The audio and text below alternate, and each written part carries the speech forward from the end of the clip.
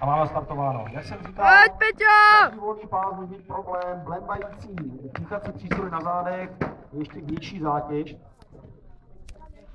A hlavně to závodníka rozptyluje od stanovených úkolů. No já si myslím, že vidíme závodníka, který už má taky něco za sebou. Oni se tady trochu kluci stydí, ale taky se zařadil do skupiny pokročilých. Já si myslím, že do toho mazáka není daleko.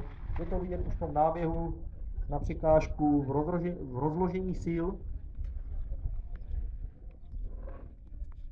S klidem, jakým přechází od jednoho stanoviště k druhému.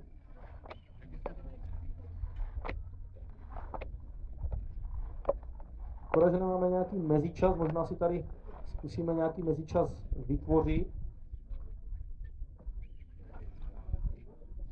Zkusíme si udělat mezičas na položení barelů, což je u Petra právě minuta 06.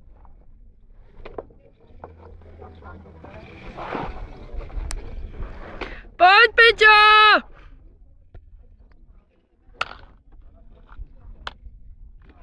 No a samozřejmě to chce trošku povzbuzovat.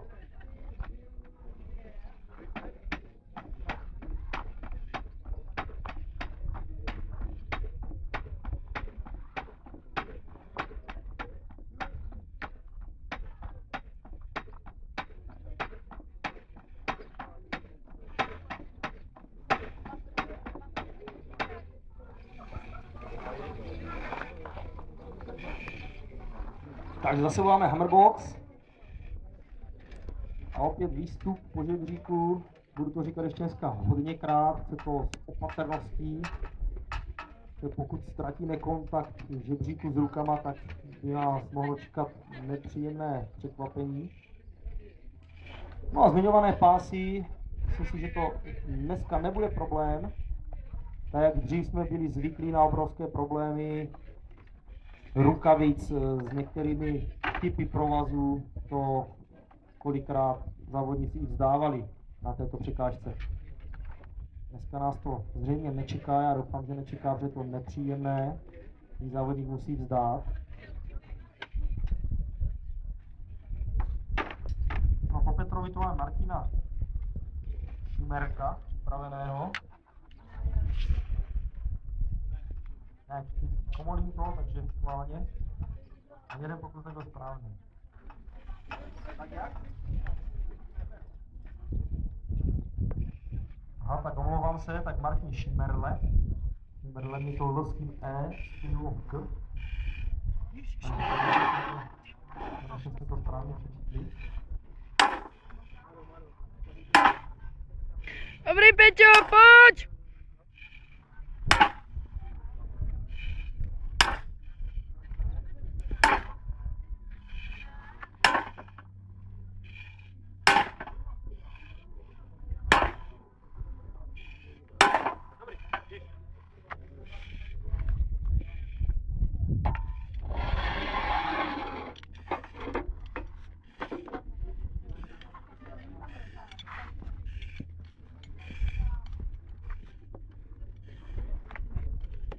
No, muzika nám hraje lehce, já nic neříkám a tady vůbec není nic slyšet.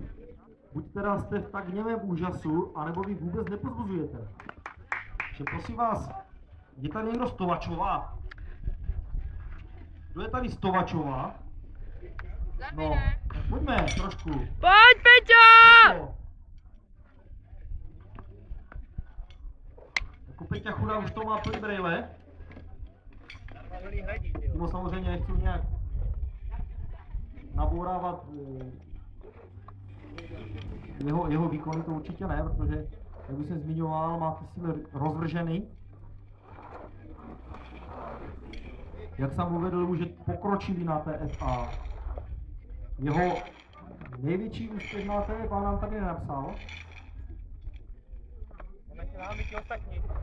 Ale za to o něm víme, že má rád vepřové maso.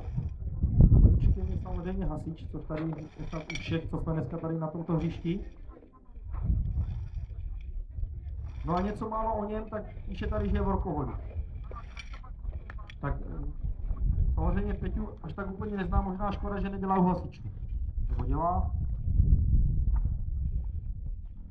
Pojď ještě kousek! Dobře přečetl, čtu workoholik a nevím, jestli tam není alkoholik, no tak snad ne. Ne, nebudem Peťu rozptilovat. Samozřejmě ještě jednou poprosím tovačováky, aby ho trošku pozbudili. Pojďme, pojď! Poslední disciplínu a to je přenesení na naší těžké figuríny a to bych do cíle.